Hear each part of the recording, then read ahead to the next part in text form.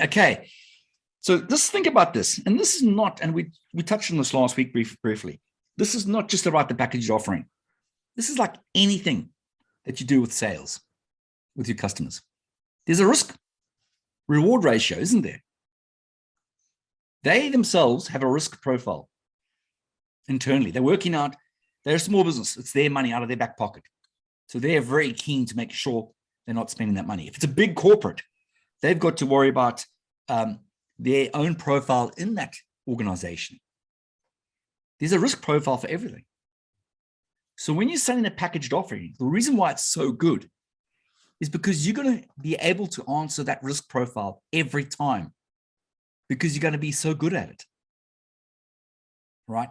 Now, it's sort of like the client's in the middle here and you're offering whatever it is, and there's pluses and negatives.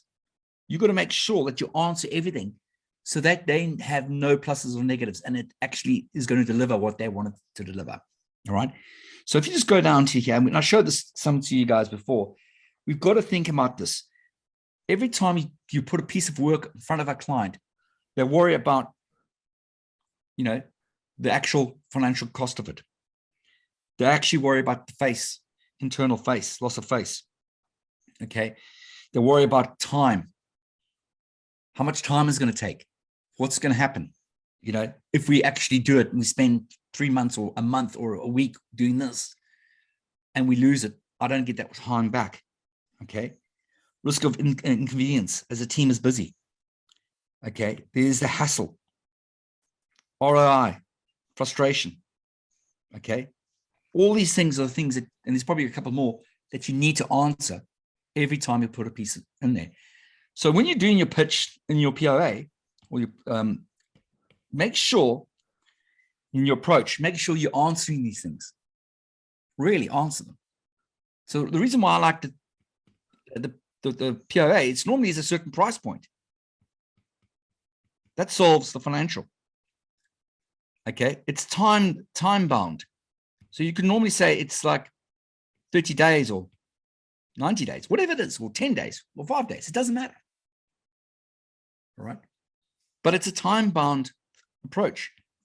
You can actually show them the return on investment. Ideally, sometimes that is quite tricky. All right. But you can actually show them that if you deliver quicker and faster, they're going to get a reward out of it. When you want to name your POA, don't make it boring like it's in the upgrade or it's data archiving or whatever you want to do. Make it something sound really good, something unique, something that's special, that you guys have your brand on it. Okay. What's the promise? You've got to have some result. It could be an action list of all the things that you need to be aware of, or all the things you need to do before you do an upgrade, or it's got to be something they get out of it. Okay. Got to make sure they get something and you explain that result to them. Okay. Then it's the pricing hack.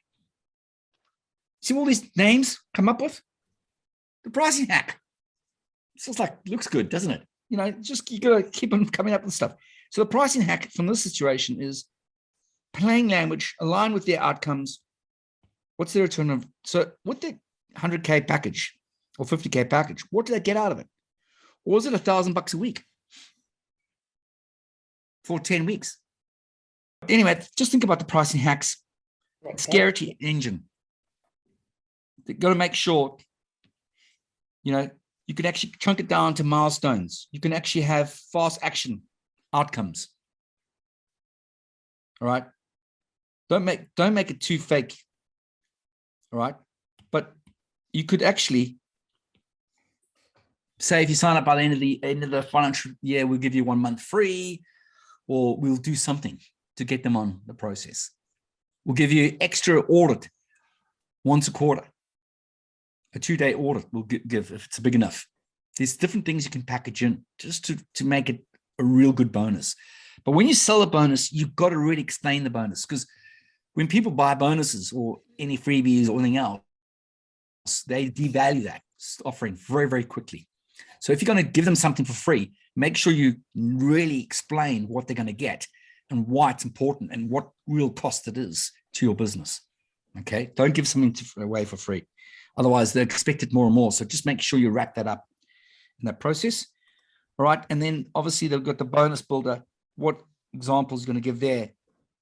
The risks, all the risks you've got to come up with the risks and what you're going to do to reverse those risks for them, which are those 7 risks up front we had initially. Okay. All right, guys.